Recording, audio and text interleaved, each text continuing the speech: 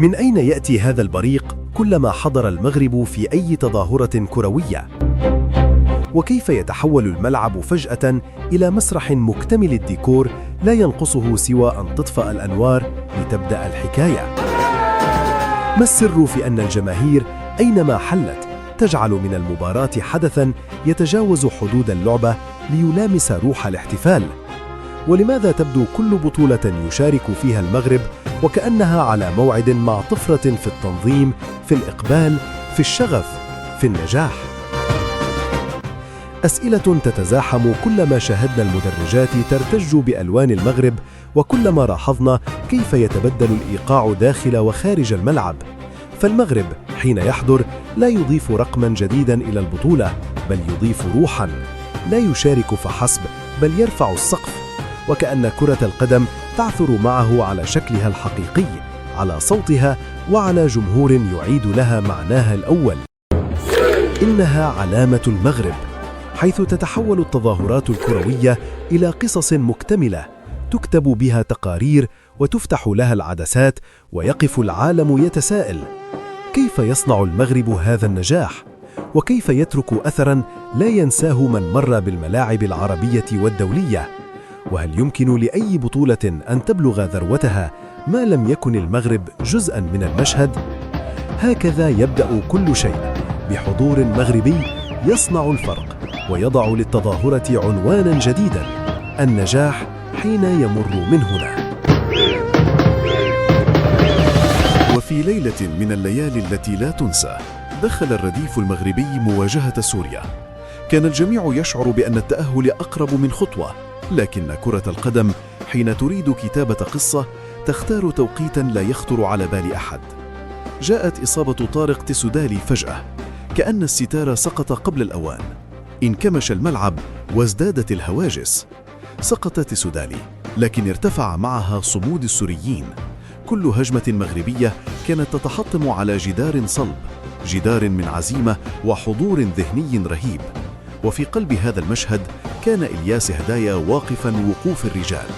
تصدياته لم تكن مجرد رد للكرة، كانت دفاعاً عن علم، عن جمهور، عن تاريخ. وعندما بكى في النهاية عرف كل من شاهد أنه بكى وطنه لا نفسه. لكن كرة القدم لا تغفر الانتظار. وفي الشوط الثاني خرج طارق السكتيوي كرجل أدرك أن الحل ليس في الصبر بل في اتخاذ القرار.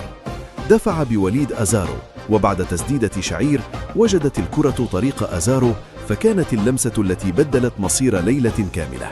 لمسة قالت: المغرب لا يهزم إلا إن أراد. أما الخلف فكانت فيه المعركة الحقيقية. سعدان وبوفيني قلبان من حديد، يلتحمان، يقطعان، يقرآن الملعب كأنهما يحفظان حركته منذ الطفولة. دفاع لم يكن مجرد أداء، كان موقفاً. ثم جاء الطرد، لكن بدلاً من أن ينهار الإيقاع ارتفع الإصرار. فالروح المغربية لا تنحني حين تجرح، بل تزداد قوة. وفي النهاية عبر المغرب إلى نصف النهائي، عبور يحمل طعم العرق والدموع لا طعم الصدفة. عبور يليق بفريق يعرف أن المسؤولية ليست قميصاً بل أمانة شعب. واليوم يرتفع السؤال من المقاهي إلى الشاشات إلى النقاشات الملتهبة: هل قدم سعدان وبوفيني ما يجعل دفاع الرديف أقوى من دفاع المنتخب الأول؟ وهل يستحقان طرق باب الرجراج الآن قبل أن يغلق؟ والآن حدثني أنت، ما الذي يخبرك به إحساسك؟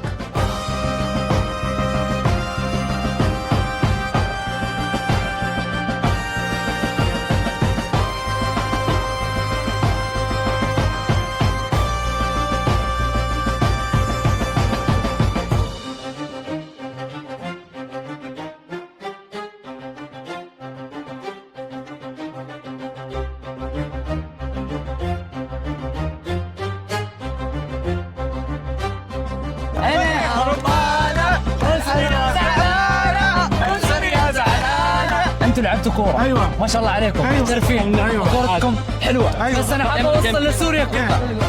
كاميرا الف مبروك لكم ما قصرتوا. الله يبارك فيك، هذا كان المتوقع وان شاء الله يا رب للنهائي رح نوصل بحول المولى تعالى. احنا كنا متوقعين والله سوريا تفوز بس يلا صارت العكس. وين سوريا تفوز؟ احنا كلها انا واحد اثنين ثلاثه. لا مع المغرب وسوريا احنا. انتم من المغرب ولا من وين؟ احنا من الدوحه شيء ما صار لسوريا المطار.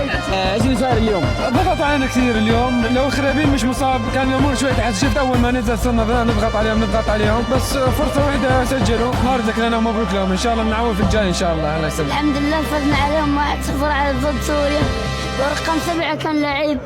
رقم 7 كان لعيب جدا. وانت ايش رايك في المنتخب السوري؟ حلو. حلو.